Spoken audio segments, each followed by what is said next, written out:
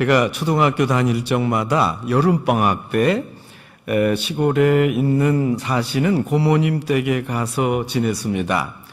한 번은 밭을 지나다가 옥수수 밭에 옥수수가 아주 크게 자란 것을 보았습니다. 저는 하도 궁금해서 고모에게 물었습니다. 도대체 무엇을 심길래 옥수수가 저렇게 크게 자라요? 옥수수가 나무입니까? 그때 고모님 말씀으로는 옥수수 한 알에서 그 큰 옥수수 대가 자란다고 말했습니다. 한 알 옥수수가 땅에 떨어져 싹을 틔우고 자라면 옥수수 수십 개를 맺는 큰 줄기로 자라난다는 것입니다. 저는 어린 나이에 옥수수 생명의 성장이 참으로 신기했습니다. 다 알지 못했지만 생명의 오묘함을 느꼈습니다. 얼마 전 태어난 갓난아기가 어느새 성장해서 뛰어다니고 또 자기 나름의 생각을 하고 의사를 표시하는 것을 볼 때마다 우리는 생명의 신비감을 느낍니다.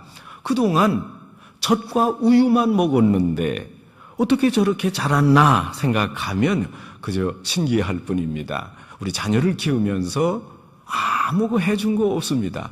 물 먹고 젖 먹었는데 이렇게 자랐습니다. 오래전 이집트 피라미드에서 발견된 왕으로 추정되는 미라 옆에 미랄 몇 알이 있었습니다. 고고학자들이 잘 분류하고 농학자들이 그 준비를 해서 씨를 모판에 심고 물을 충분하게 주었습니다. 그런데 이게 웬일입니까? 심은 씨앗 중에 반이 싹을 틔우고 떡잎을 내고 작은 식물로 밀로 성장했습니다. 참으로 놀라운 생명의 신비입니다. 몇천 년 동안 관에 있던 미랄도 그 안에 생명력을 가지고 있었기에 모판에서 싹을 틔웠습니다. 골로새서에서 말씀하는 바대로 이것은 감추인 생명입니다.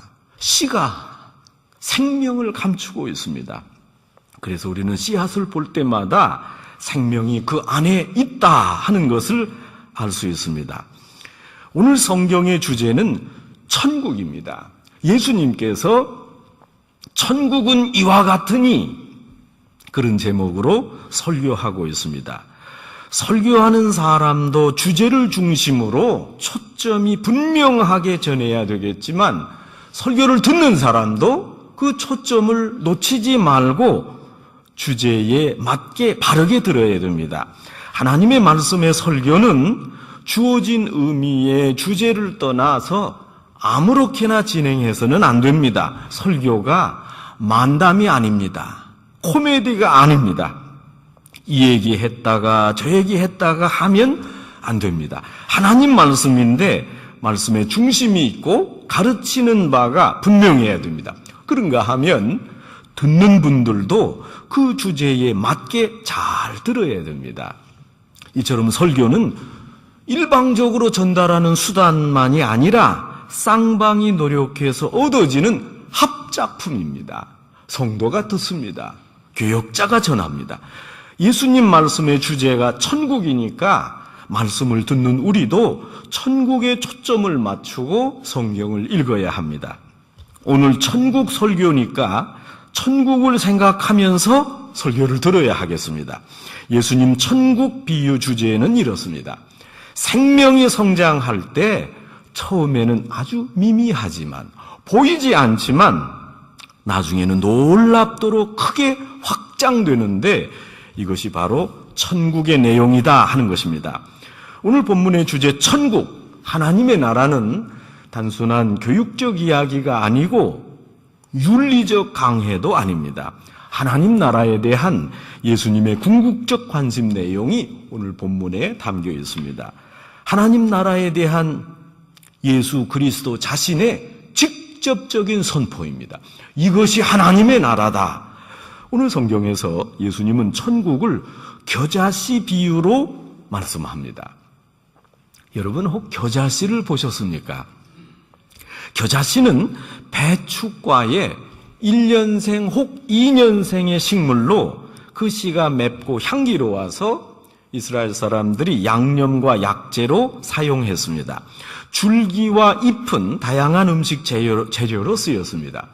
예수님 사셨던 팔레스틴 지방에서 겨자씨가 가장 작은 씨앗이었습니다.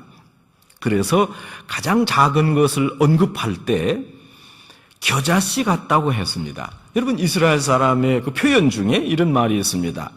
한 방울의 피도 희생하지 않는 인색한 사람을 가리켜서 겨자씨만큼도 피를 흘리지 않는 사람, 그렇게 말합니다.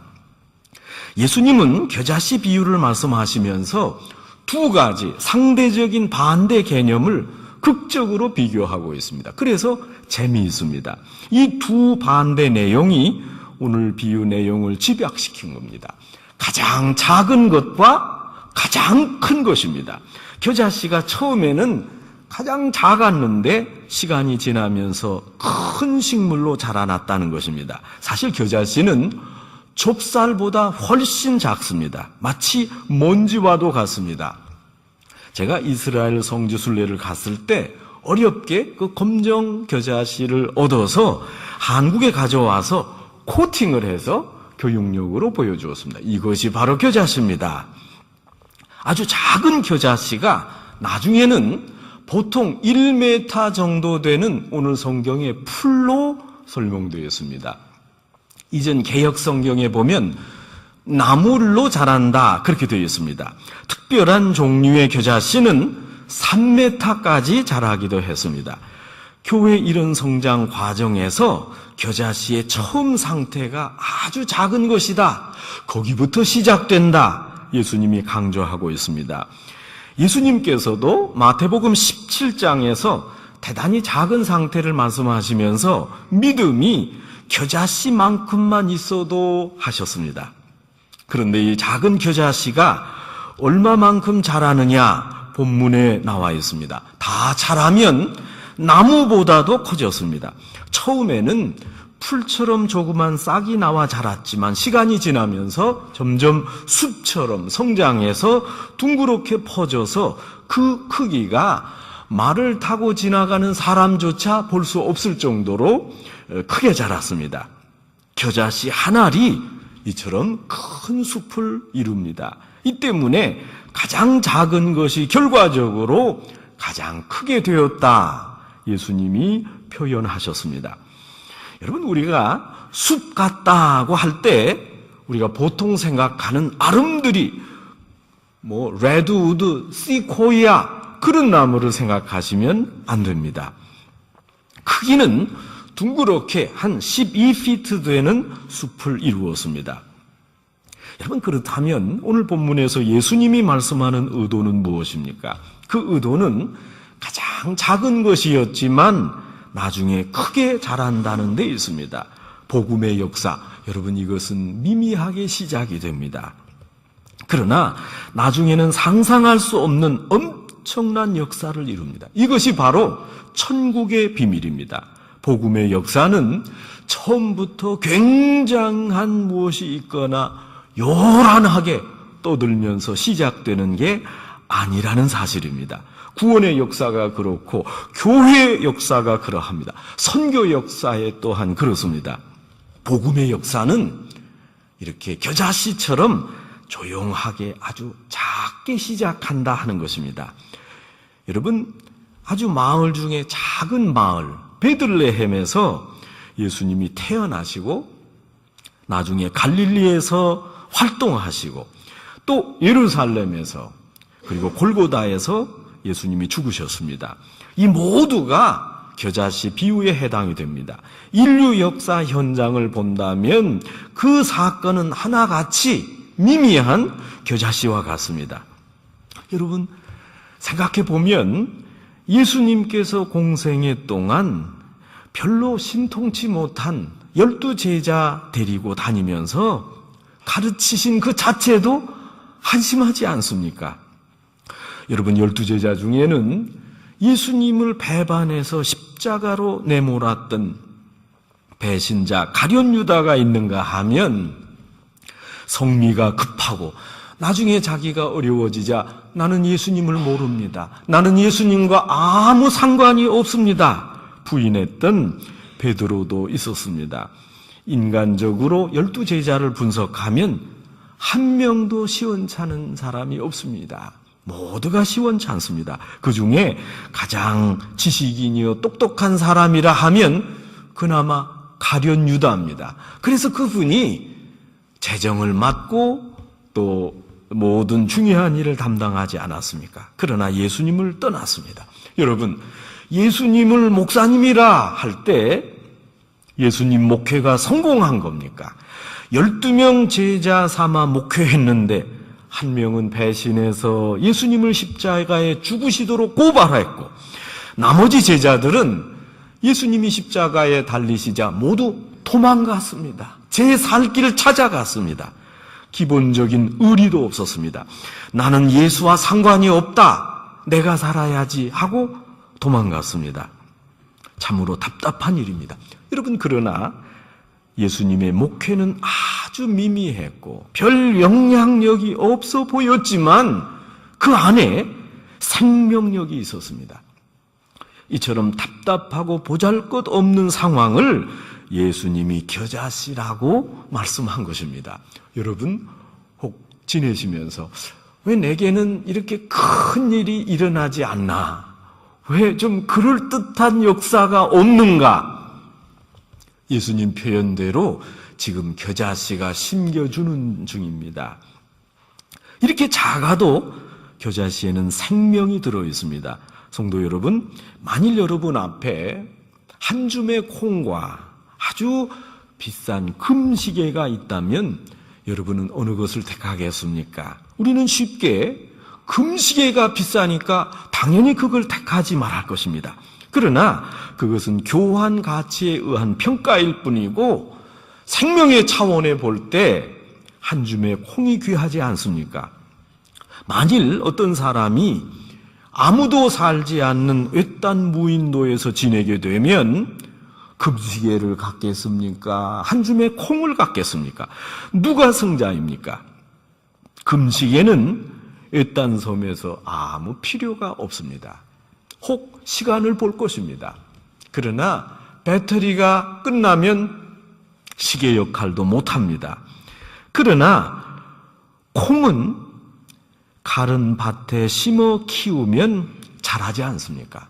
생명이 중요합니다. 이 생명체에 무궁무진한 신비가 있고 무진장한 능력이 있습니다. 그러므로 이 겨자씨 비유의 생명의 소중함, 생명의 능력, 생명의 위대함을 말해주는 진리가 담겨 있습니다. 복음은 생명이고 교회에 생명이 있고 그러기에 교회는 살아있습니다. 그러므로 생명의 소중함은 살아있는 그 자체입니다. 한 시인의 시 중에 농부는 씨앗을 들고 씨앗을 손에 들고 새 소리를 들을 줄 알아야 한다. 그런 구절이 있습니다. 여러분, 얼마나 멋진 시귀입니까? 이제 봄이 돼서 농부가 밭에 씨를 뿌리는 중입니다. 그런데 밭에 씨를 심어 놓으면 언젠가 싹이 날 것이고 그 후에 자라서 나무가 되고 그 나무 위에 새들이 올 것을 알고 있습니다. 지금 심기도 전에 먼 미래를 그려보고 있습니다. 미래에 대한 그만한 환상을 가져야 훌륭한 농부가 아니겠습니까? 씨앗을 보면서 새 소리를 듣는 그런 상상력이 있어야 됩니다. 새 소리를 들을 수 있을 만큼 겨자씨를 보면서 하신 주님의 말씀과 그 놀라운 신앙을 우리가 배워야 하겠습니다. 비록 우리가 전하는 복음이 미미해서 아무 반응이 없는 것 같지만 좀 기다려 보십시다. 예수님도 그러고 목회하시지 않았습니까? 조금만 두고 보면 언젠가는 인류 역사를 바꾸어 놓을 것입니다. 예수님께서 공생의 3년 동안 세상에 돌아다니시면서 무엇을 뿌리셨습니까? 바로 겨자씨를 뿌리셨습니다. 보이는 것이 없었고 아무것도 되는 일이 없는 것 같았습니다. 그러나 시간이 지나면서 결국 그 작은 복음 전파를 통해 세계 역사가 뒤바뀌었습니다. 크나큰 생명의 역사, 우주적인 생명의 역사가 이루어졌습니다. 우리에게는 진정으로 겨자씨에서 숲을 보고 새 소리를 들으시던 예수님의 놀라운 환상과 그 믿음, 그 안목이 필요합니다. 성도 여러분, 생명은 성장하는 것이고 성장하지 않는다면 생명이 아닙니다. 성장하지 않는다는 것은 죽은 것입니다. 내 안에 있는 복음의 역사는 계속 성장해야 되고 교회 또한 성장해야 됩니다. 생명의 성장을 멈출 수가 없습니다. 성장이 없으면 죽은 것입니다. 하나님 나라는 생명이 있는 식물처럼 계속 확장됩니다. 어느 교회든지 문제가 생길 때는 일을 하지 않을 때입니다. 일을 하지 않으면 교회가 어렵습니다. 성장하지 않으면 문제가 생깁니다. 열심히 일하고 계속 성장하면 교회가 조용하고 은혜가 넘칩니다. 원인이 여기에 있습니다.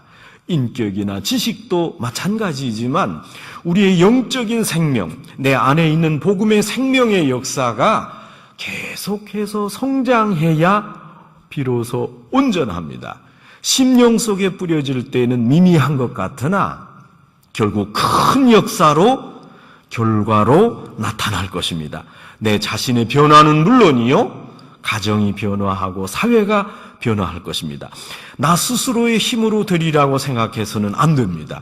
복음 자체의 능력으로 이 모든 것이 가능합니다. 성장하게 되고 또 더 능력을 갖게 됩니다.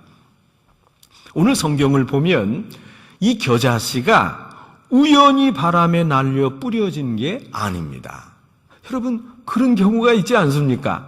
그런데 오늘 성경에는 사람이 그 겨자씨를 자기 밭에 갖다가 심었습니다. 씨가 밭에서 저절로 나오는 것이 아니요, 우연히 떨어진 것이 아닙니다. 그런 경우도 있지만 오늘 성경은 그 주인이 씨를 밭에 심었습니다. 어쩌다가 겨자씨가 뿌려진 게 아니고 밭주인이 오래전부터 계획해서 겨자씨를 뿌렸습니다. 이 비유에서 겨자씨는 천국을 상징하므로 굳이 말하자면 겨자씨가 그리스도입니다. 겨자씨가 성장하고 작지만 크게 결과를 맺는 그리스도입니다. 여러분, 그렇다면 이 겨자씨를 심은 이는 누구입니까? 자꾸 비유를 이런 식으로 하면 좋은 해석은 아니겠습니다만은 겨자씨가 예수님이라면 겨자를 심은 이는 하나님입니다. 세상을 구원하시기 위해 독생자를 주셨고 그 독생자를 십자가에 죽게 하신 성부 하나님이십니다. 하나님이 계획적으로 그리스도를 이 땅에 보내시고 사람들을 구원하실 요량으로 예수님의 역사가 일어나도록 하신 겁니다. 여러분, 구원의 역사가 어쩌다가 보니까 이루어진 것이 아닙니다. 하나님이 계획 아래 이루어졌습니다. 예수님이 어쩌다가 보니까 또 이렇게 쫓기다 보니까 십자가에 달려 돌아가신 게 아닙니다. 예수님은 분명한 목적으로 일정 시간에 십자가를 지신 것입니다. 계획적이었습니다. 성도 여러분, 생명의 신비는 겉으로 봐서 죽어 있는 것 같아도 분명히 살아있고 미미한 것 같지만 엄청난 역사를 이루게 됩니다. 이렇게 작은 겨자씨가 자랐습니다. 겨자씨가 자란 후라는 말은 천국의 성장이 완성됐을 때를 의미합니다. 이제 천국이 준비되었습니다.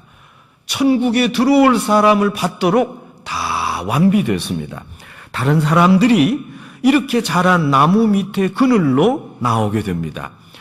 여러분, 이스라엘을 방문하시면 우리 캘리포니아 지역과 날씨가 흡사합니다. 물론 그쪽이 사막이고 더 건조하지만 우리처럼 이제 10월부터 한 2월까지 우기입니다. 그리고 나머지 계절에는 비가 오지 않습니다. 습도가 낮습니다. 그래서 떼약볕에는 덥지만 그늘에만 들어가면 시원합니다. 그러기에 그늘이 중요합니다. 나무가 성장했기에 이제 잎을 피고 그 밑에 그늘의 범위가 넓어졌습니다. 그 그늘 아래에서 쉬러 많은 사람들이 그 나무 밑으로 몰려들었습니다. 조금 더 확대하면 예수 그리스도의 복음 때문에 겨자씨 예수님이 자라서 커졌기 때문에 이방 사람들이 예수님 그늘 밑으로 모여들었습니다. 오늘 성경에 새가 깃들인다 하는 의미는 장막을 세우다, 진을 치다 하는 의미입니다. 안전한 거처를 마련한다는 뜻입니다. 겨자씨 나무 자체가 천국을 상징하기 때문에 천국 안에서 영속적인 삶을 영위한다 하는 겁니다. 그 겨자씨에 안식처를 꾸미고 영생한다 그런 의미입니다. 오늘 본문은 생명의 신비를 소중히 여기라고 경책합니다. 여러분, 생명이 자라는 게 때로는 눈에 들어오지 않고 의식되지도 않고 아무런 응답이 없는 것 같습니다. 여러분, 그럴 때가 있잖아요. 자녀를 키우고 알려줘도 결과가 없는 것 같습니다. 조금만 참으시겠습니까? 겨자씨 같이 작은 씨앗은 흙 위에 떨어져도 먼지 하나 떨어지는 것처럼 눈에 보이지 않습니다. 이게 정말 심겨졌나? 이게 바로 들어갔나? 씨앗이 뿌려졌는지 안 뿌려졌는지조차 알 수가 없습니다. 이렇게 작은 씨앗을 뿌려놓고 하도 작으니까 뿌려졌는지조차 알 수가 없습니다. 정말 싹이 날 것인가 안 날 것인가 궁금합니다. 그러나 뿌려진 겨자씨가 후에 강력한 생명력으로 이제 점점 크게 성장하게 될 것입니다. 지금 겨자씨가 눈에 보이지 않는다고 미래 결과에 자신 없어 할 필요가 없습니다. 겨자씨가 우리 눈에 안 보일 따름이지 반드시 뿌려졌습니다. 이건 우리 눈의 문제지 겨자씨가 땅의 밑에 있습니다. 그러기에 상대방이 알아듣지 못해도 우리는 우리 나름대로 말씀을 전하고 또 읽어주고 가르쳐줘야 됩니다. 여러분, 자녀에게 계속 가르쳐 주시기 바랍니다. 저는 장례식에 가서 그런 경우가 많습니다. 이제 임종을 하기 전에 의사 선생님 말에 의하면 다른 기관이 다 마비돼도 귀는 살아있답니다. 계속해서 성경을 저는 읽어드립니다. 여호와는 나의 목자시니 내게 부족함이 없으리로다.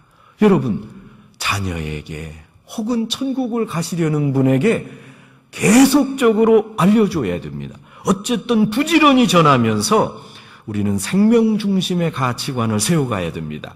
금덩어리만 좋아할 것이 아닙니다. 생명이 중요합니다. 참 신앙인은 생명, 곧 복음의 큰 힘과 신비로움을 볼 줄 알아야 합니다. 된다, 안 된다 할 것이 아닙니다. 하나님 말씀에는 생명의 능력이 있음을 깨닫고 우리가 항상 새롭게 간증할 수 있어야 됩니다. 더 나아가서 종말의 환상을 볼 수 있어야 합니다. 지금 가장 작은 것에서 가장 큰 것으로 변화하는 그 결과를 맺는 그런 환상입니다. 작은 것에서 크게 되는 변화 과정을 그리는 그 자세가 아주 필요합니다. 어느 마을에 지혜롭기로 소문난 한 소년이 살았습니다. 노인이 아니라 소년입니다. 동네 어른들이 마을 한가운데 있는 커다란 바위를 가리키면서 이 지혜가 많다는 똑똑한 소년에게 물었습니다. 얘야, 내가 이 바위를 굴릴 수 있겠느냐? 그랬더니 그 소년이 아주 쉽습니다 하는 표정을 지으면서 바위를 굴릴 수 있다고 말했습니다. 이 아이는 바위 밑에 마른 콩을 집어넣고 계속 물을 주었습니다. 물을 먹은 콩이 성장했습니다. 물을 먹은 콩이 싹을 내며 부풀어 오르기 마련이지 않습니까? 이렇게 부풀어 오르면서 땅이 밀리니까 결국 바위가 굴려졌습니다. 성도 여러분, 생명의 힘은 참으로 놀랍습니다. 우리는 겨자씨로부터 시작해서 이루어지는 신비하고 놀라운 과정을 보면서 복음의 능력으로 세워지는 확실한 미래의 환상을 보게 됩니다. 천국이 이렇게 큰 결과로 이루어진다는 바를 고백해야 하겠습니다. 작았지만 겨자씨의 생명력과 그 위대한 능력을 순간순간 새롭게 고백하고 그 능력 안에서 성장하시는 우리 한길교회 성도 여러분 되시기를 주님의 이름으로 축원합니다. 기도하겠습니다.